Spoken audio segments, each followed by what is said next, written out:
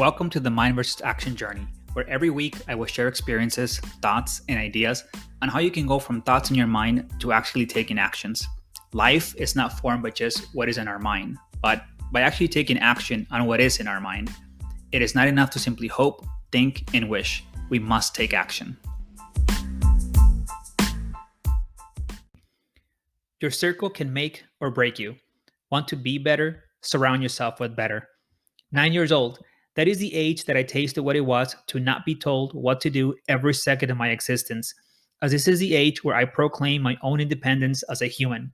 You see, I grew up in the hood, and what kids did there for fun was interesting to say the least. I did almost all of it. My circle of influence was constructed of homeless people that I loved talking to because of their stories. The drug dealers, the taggers, the gangsters, the plain old hard-working folks. I did not discriminate. I was a social butterfly. But my circle of influence at this point got me in trouble, a lot of trouble, and often. At 11 years old, I ended up in juvenile hall, and my stay there lasted 3 months, and I was released on probation for a very long time. Now, I don't blame my circle of influence a single bit because I did what I did for me, and because in the end, I decided to be part of that circle. It was my decision to be surrounded by them. The one thing that did come out of this whole point in my life is that my mother was finally at peace that, for one, I was off the streets, and two, the drug test given to me in juvenile hall came back negative. For the longest time, my mother feared what most mothers fear when their children grow up in this type of environment, that I had become a drug user.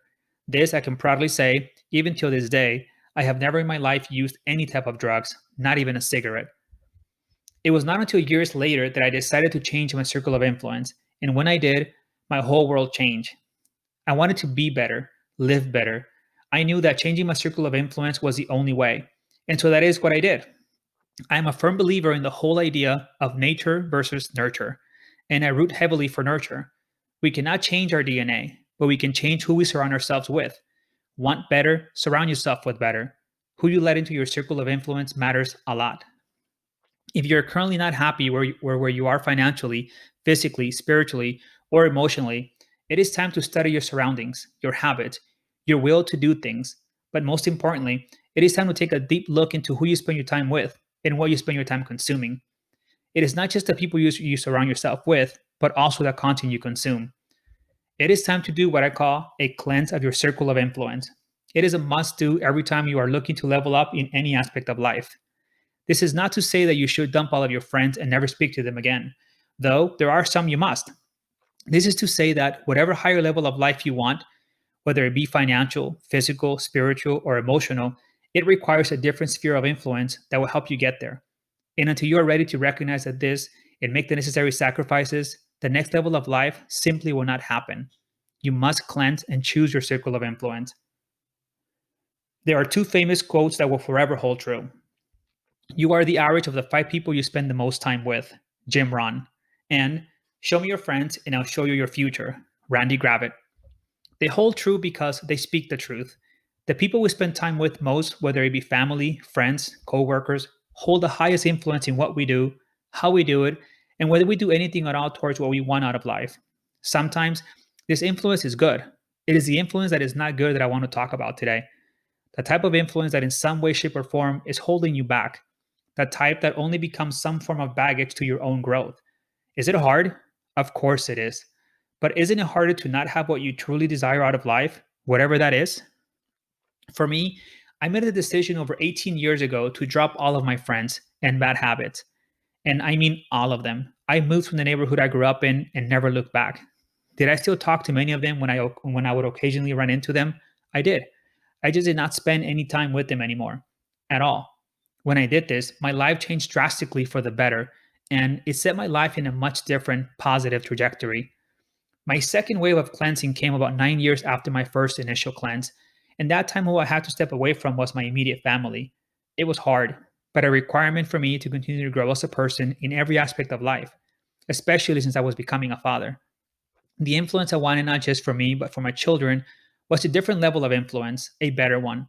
So I stepped away from my immediate family, and as hard as it was one of the best decisions I have made in my life. My life, because of these two critical cleanses I made and remain firm on, have made a major impact in the quality of life that I enjoy and that my family today enjoy as well.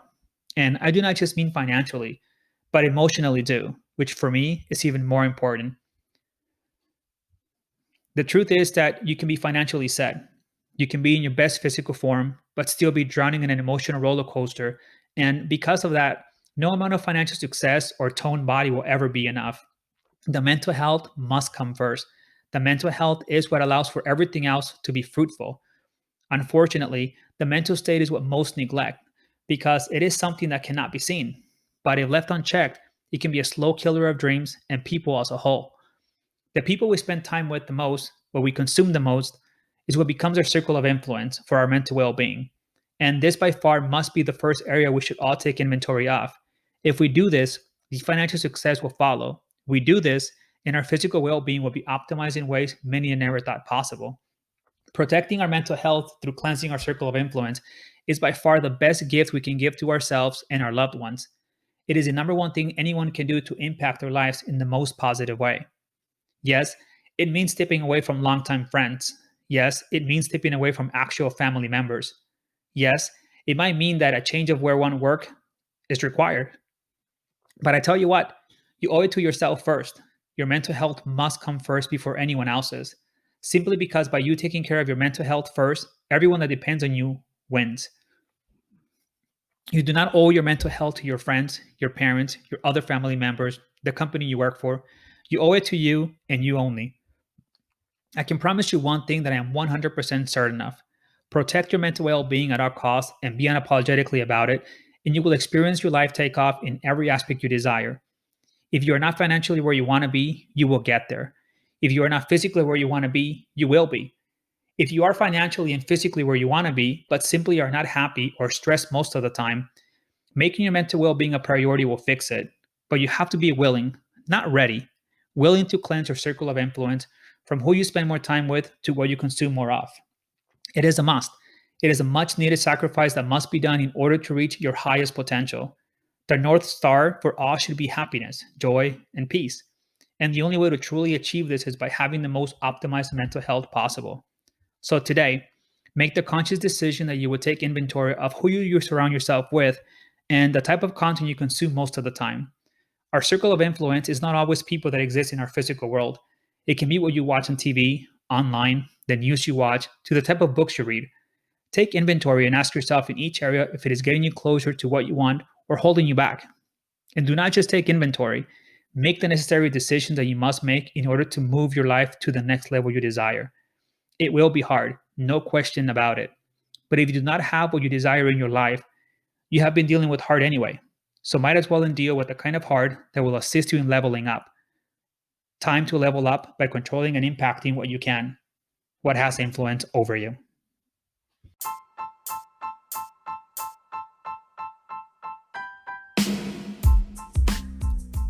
Please subscribe to my blog, podcast, or YouTube channel to get notifications when my weekly entry is posted. I promise I will never disappoint. Thank you.